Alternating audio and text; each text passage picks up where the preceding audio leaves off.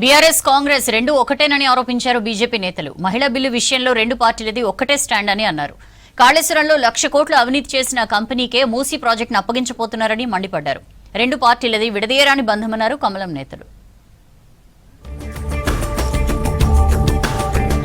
Congress BRS పార్టీలది విడదీయరాని బంధమని అన్నారు BJP state chief Ramachandra Rao. ఓటుకు note కేసులో రేవంత్ ను కేసీఆర్ ను కాపాడారన్నారని విమర్శించారు.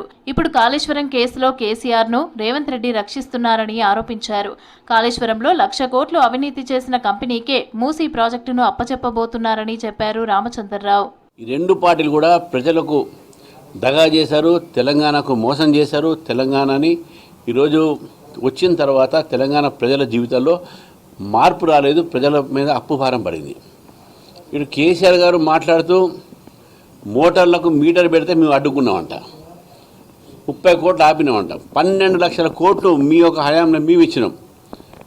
చర్చకు సిద్ధమా?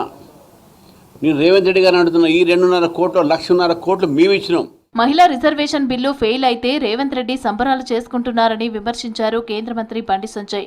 కుటుంబ పార్టీలే మహిళా రిజర్వేషన్ వ్యతిరేకించాయన్నారు. మహిళా బిల్లు వీగిపోవడానికి డీఎంకే నేత స్టాలిన్, రేవంత్ రెడ్డే కారణమని అన్నారు. దేశ విభజన, రాష్ట్ర విభజన సమయంలో కాంగ్రెస్ సరిగ్గా వ్యవహరించలేదని మాత్రమే తేజస్వి సూర్య చెప్పారని అన్నారు సంజయ్. ఇలా స్వాతంత్ర సమరయోధులతో పాటు అప్పుడు పాకిస్తాన్ విభజన జరిగినప్పుడు కాంగ్రెస్ పార్టీ ఇష్టానుసారంగా విభజించింది. కాబట్టి అప్పుడు అనేక మంది బలిదానం అయిపోయారు, దేశం కోసం త్యాగం చేశారు. ఇవాళ తెలంగాణ విభజన విషయంలో కూడా 1,400 మంది బలిదానం అయినాక ఇవాళ కాంగ్రెస్ పార్టీ విభజించింది. కాబట్టి 1,400 మంది ఇలా కాంగ్రెస్ పార్టీ ముందే ఇలా తెలంగాణ రాష్ట్రాన్ని ఏర్పడేస్తే 14 మంది ప్రాణాలు పోయేటోళ్ళు కాదు. కాబట్టి అప్పుడు త్యాగం చేశారు దేశభక్తులు, ఇప్పుడు తెలంగాణ కోసం వీళ్ళు త్యాగం చేశారు అని చెప్పి ఒక స్ఫూర్తిదాయకమైన సందేశం ఇచ్చారు, దాన్ని వక్రీకరించారు. కాంగ్రెస్ బీఆర్ఎస్ మధ్య వీణా వాణి మాదిరి విడదీయరాని బంధం ఉందన్నారు మెదక్ ఎంపీ రఘునందన్ రావు. కేసుల నుంచి ఒకరికొకరు కాపాడుకుంటున్నారని ఆరోపించారు. కాళేశ్వరంలో 1,00,000 కోట్లు అవినీతి చేసిన కంపెనీకే సీఎం రేవంత్ రెడ్డి మూసీ ప్రాజెక్టు అప్పగిస్తున్నారని విమర్శించారు. రేవంత్ కు కేసీఆర్ కు మధ్య ఆ కంపెనీ వారధిగా పనిచేస్తుందన్నారు రఘునందన్ రావు. కాంగ్రెస్ టీఆర్ఎస్ ల బంధం వీణావాణిల బంధం లాంటి బంధం అది. అందుకని రేవంత్ రెడ్డి కేసీఆర్ గారి మీద విచారణ జరిపించారు, కార్ల రేస్ కేసు మీదకి విచారణ జరిపించారు, రింగ్ రోడ్డు టెండర్ల మీద విచారణ జరిపించారు. అంతకుముందు కేసీఆర్ గారి పరిస్థితి కూడా అంతే. ఓటుకు నోట్ల విచారణ ఉండదు. ఆయన రేవంత్ రెడ్డిని కాపాడుతాడు, ఈయన కేసీఆర్ గారిని కాపాడుతాడు. వయసు వరుస తప్ప వీళ్ళిద్దరు చేసేది ఏం లేదు. తెలంగాణను దోచుకున్నదే కాకుండా కేసీఆర్ 2 ఏళ్ల తర్వాత బయటకొచ్చి పొంకనాలు కొడుతున్నారని ఫైర్ అయ్యారు నిజామాబాద్ బీజేపీ ఎంపీ ధర్మపురి అరవింద్.